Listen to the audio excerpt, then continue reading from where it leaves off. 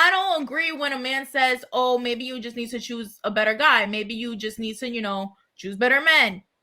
Maybe you men need to start doing better and stop pretending to be somebody you're not just because you're trying to kick Well, it to me. and their friends need to do better at like checking their boy. Like, hey, yo, stop That fucking like part, fucking like, why are around you with pretending to people. be somebody you're not for shorty? What's going Same, bro. All right, so on? No. I have an answer for that, and I still stand by Okay. what I said. And Okay. my response to that is the reason why you need to choose better men, and the reason why that happened to you, because you didn't make it hard for him enough to prove himself in order to be with you, right? The thing is, That's a and lie. I tell this to women all the time. Yeah. No. Your vetting process of what you want out of a man needs to be very high, and you have to have higher expectations. And the way you solve that is you have to be able to vet him out and have specific things that you look for that you know that's going to sustain the relationship. What you said was all he had to do was talk some smooth words, and that's why and he was able to get into a relationship with you or have some kind of access to you. And my responsibility is this: you have to vet him out and make sure that everything that you look for in a man that's going to take care of you. Ask him. You know what? A better way when a man approaches you, ask him, what kind of job do you have? What's your goals for your future? What's your morals? What's your values? What's your family like? What kind of family history? What's your flaws? What kind of traumas you went through? What are the things that angers you? What are the things that makes you mad? What's those type of questions that goes deeper beyond the surface of just small talk and talking about happiness or whatever. And a lot of times when I talk to these women, like what I see with most women in Western society, that it doesn't take a lot for a man to get to you. You can just say some couple words, some things that make you good. Wear some shoes, wear some good clothes, some things. Just flex on Instagram a little bit, and he's already has access to you. And the thing is, if you make it easy, then all the men that are out there, they're the facade, all the men that the fake men, they're gonna be able to access you because you make it easy. Because I will tell you this: the good men out there that is working for themselves, working for the future, working on their morals, working to build a family, they don't have time to play games with that facade. They're gonna be the real men. They're gonna be very direct with you. They're gonna come up to you, hey, I like you, approach you, I see you with the future.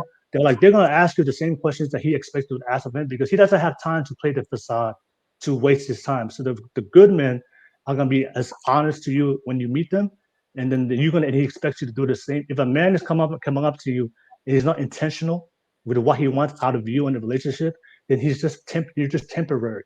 Because for me, like I'm not here to waste time. When I meet a woman, I tell her directly of what I want and what I'm looking for. I'm not here to play games because I'm working on my life to build my future.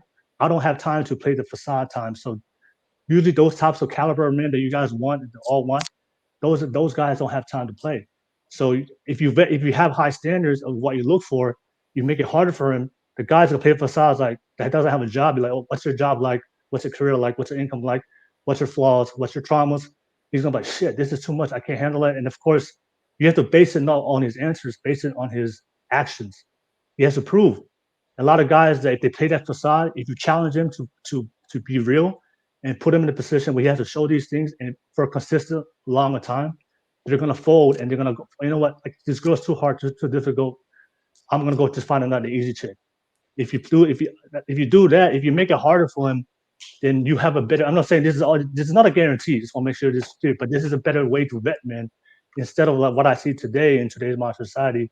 A guy just has to say a few words, like you said, just makes you feel good, whatever he had to say, and then he's already in there. But Sadie, do you have something to say? then again, us solving their problems. Like we are also then having to fix them for being a liar from the get-go. We have to be psychologists and therapists for them in those moments to fucking crack their code and get them to say what we want them to actually say, which is the truth. Mm-hmm. Yeah, Which and it's also like if I'm talking to a man, if a guy reaches out to me and we're talking whatever it is, why should I be asking all these like first date questions on the first hit up?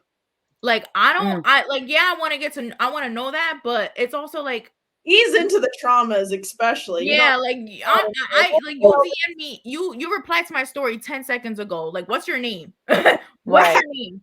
You know, like You know why? You know why you want to ask those questions early up front? Why? So you don't waste 6 months or a year of your time with that, or 2 years of 100%. time. No, 100%. But I'm talking about. But like I said, those are Let like me. that's something that I would ask like on a first date.